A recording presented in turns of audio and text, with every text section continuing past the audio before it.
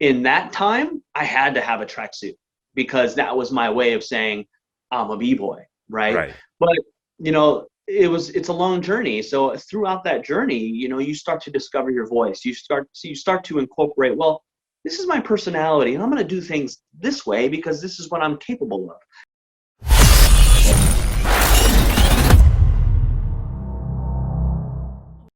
Yeah, man, it's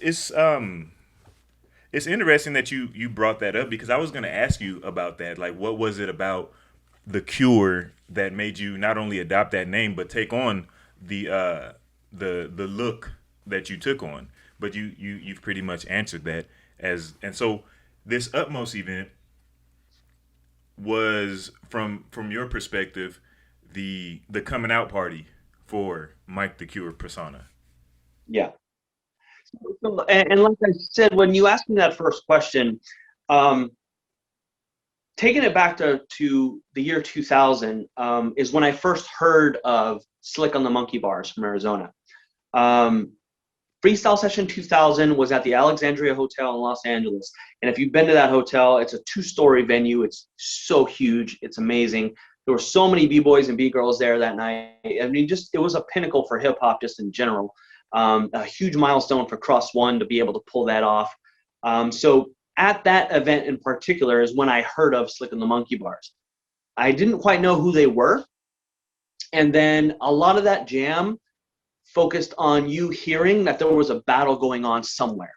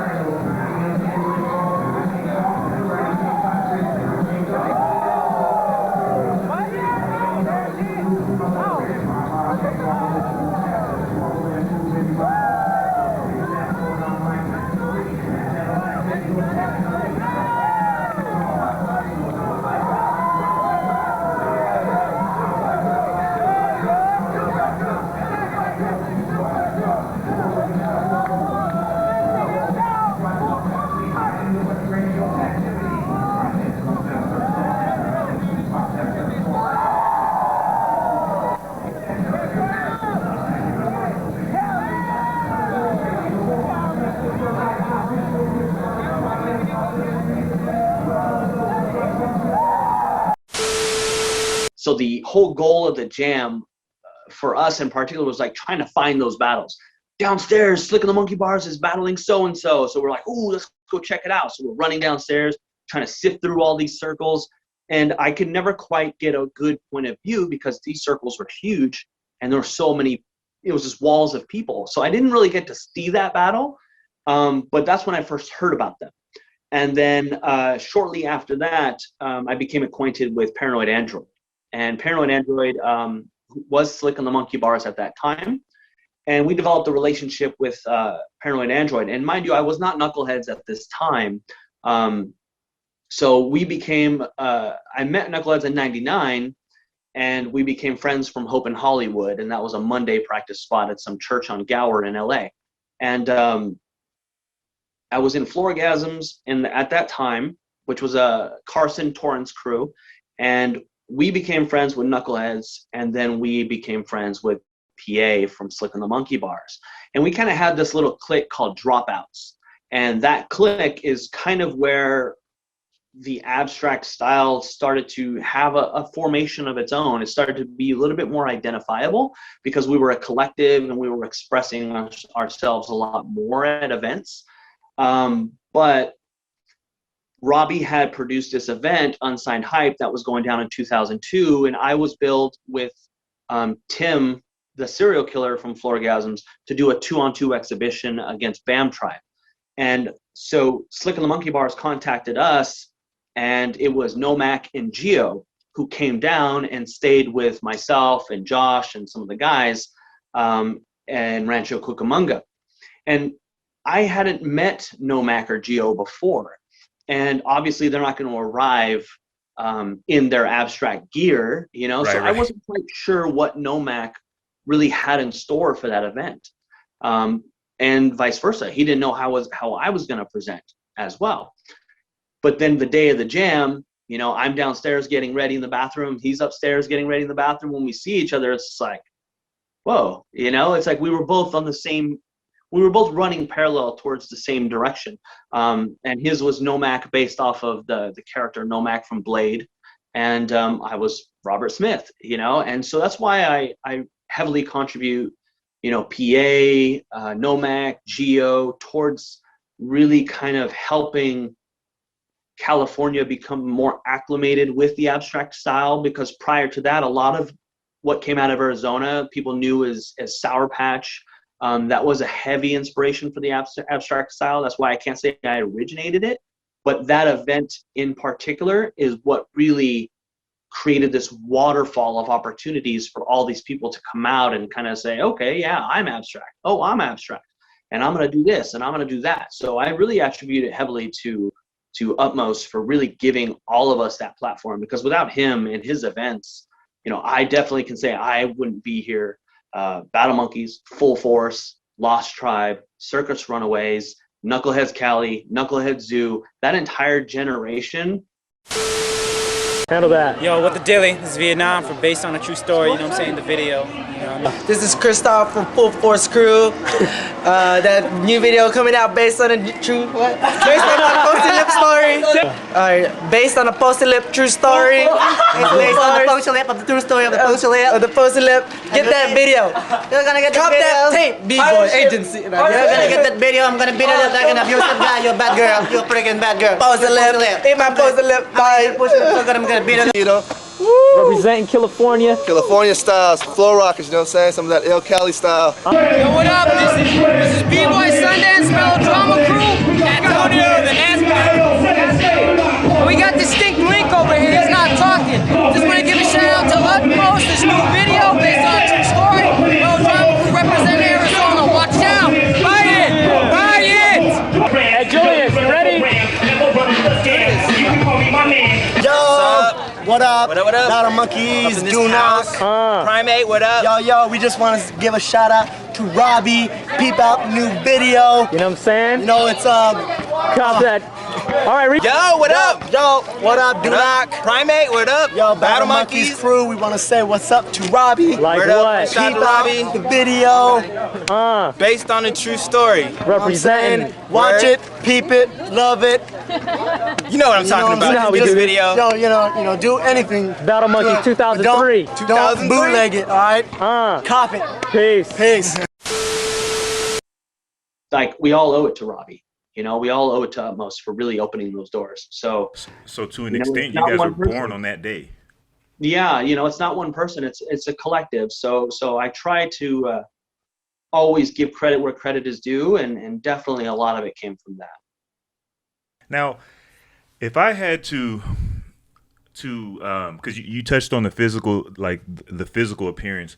If I had to like summarize what you guys were doing in a word, it would be ballsy.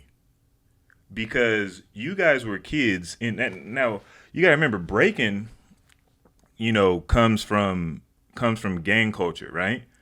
Fast forward to when the abstract movement comes around. You guys are pushing boundaries with your physical appearances. You guys are pushing like fashion boundaries. You guys have eyeliner and face paint, pushing gender boundaries. Ballsy. What gave you guys the courage to do that as kids in a, I don't want to say hyper masculine, but a very, like, you know, traditional masculine style of dance, and just be like, we don't care, man. I'm Robert Smith and I'm Nomak from Blade. What you gonna do about it? Well, you know, I can't speak for anybody else, but for me in particular, I think it was, you know, trying to look at it as much in retrospect as possible. And I was thinking about it too, and I was trying to come up with what was my thought process, and what was my my consciousness back then. What was it like? What drove me? And I don't think I really had a conscious point of view back then. I didn't really think about consequence. I didn't ever think about what if, you know. I've always been an edgy kind of person, a troublemaker, a person just basing their life off of mischief way before the dance. So I'm not saying that I'm not saying that proudly, but you know, it's you know, we're all kids at heart, you know, and so we're always going to go against the norm. And I think the difference is I never had a malicious intent. Like I was never like, screw the system. I was never like, oh, you know, screw foundation and screw this tradition. I never had that kind of conscious approach to it. My approach was always like, I'm just going to do me. You know, I didn't have another b-boy to base it off of. I just based it off of a pop culture character. And so I just did it, and I didn't think twice about it. I just kind of threw it to the wind, and that's been my style ever since, even to this day. I love trying out different things because I don't ever think about things from only a b-boy perspective. I'm looking at things from a creator, from an artist. I'm looking at things from a filmmaker perspective, from an audience perspective. A lot of what I do for a living plays into that because I work a lot with senior citizens. So I'm looking at the psyche as well, like how the human mind works and at least what my perception of that is. And so a lot of that plays into my decision-making factors. So with that, I never really thought about it. You know, I just did it. And you know, obviously there's going to be people with opinions and they're either trashing it or they don't support it, but I was always consistent. I was always me. And I always thought that if I give up and I quit this journey, people are right. You know, and what does that make me then?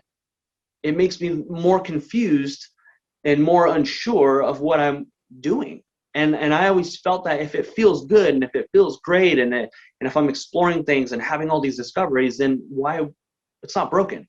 Don't fix it. You know, so that's always been my mentality. No, and you know what? Like of the abstract people, you know, and I like to call it rebel style, but you know, because I just like that word. But anyway, of the people that I've talked to and the stories that I've heard, that perspective that you're telling me now is actually kind of unique. Of just like, I was just trying to basically just being me, trying new things, because I have heard it was you know, screw the system. I have heard that it was, you know, our crew versus everybody, or you know, a lot of people being shunned by the traditional b-boy style and then kind of hardening because of that and being like, okay, well, I'm just gonna go further in what I'm doing then. If you're not gonna accept me for what I'm doing, then I'm gonna go further into it. And I've even heard that, you know, well, if there's a line, it was described as lines, right? Styles being lines. And if there's the foundational line and there's a million people in that line, why do that when you can do this different thing and create your own line and be in the front of it? You know what I'm saying? So like that perspective that you have is actually unique amongst the perspectives that I've heard. Yeah. So. And I can gather that, and I can see that, and you know, to each his own, obviously. But my understanding of that concept is it's too comparative. So you're basing what you're gonna, instead of it being organic, instead of it being something that's just self-expression from, because how you present yourself as a b-boy or b-girl, I don't think it should come from inspiration when inside the dance. I think the experiences in life and the things that you love, whether it be film, whether it be music, whether it be art, those are the things that should allow you to channel your personality into whatever your chosen craft is. And so my chosen craft was based and is based off of things that have nothing to do with breaking. Obviously, I see things that inspire me, but they inspire me to practice. They don't inspire me to actually present differently. So if I'm going to sit there and say, well, I'm going to do this because somebody tells me that I'm not doing it right, then you're not really doing it for you. You don't want to be reactionary. Yeah, you're being reactionary. And so I never looked at it as a anti-war approach. It was always pro-peace. So I've never been a comparative person. Well, I'm going to do this because Ken Swift does that. I'm going to do this because Po One does that. Like, no, you should never be comparative in that sense, because everybody has something to contribute on their own, and everybody's going through their own general struggle. You should never place yourself on a value scale, if that makes sense. So no doubt. So at this UTMOS event that you're telling us about, how old are you at this time? I didn't think about it like that because I was still discovering who I was. I was still learning my own voice. And so, I don't know, this is just a way I may be looking at it now is for me to be conscious of that back then would require a certain sense of arrogance, and I wasn't a cocky person.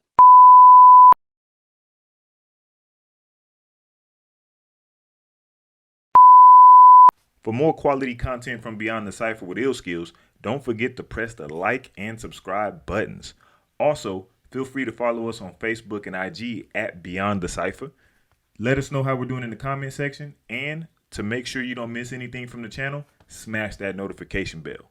We appreciate the love and support. Peace. Until the next episode.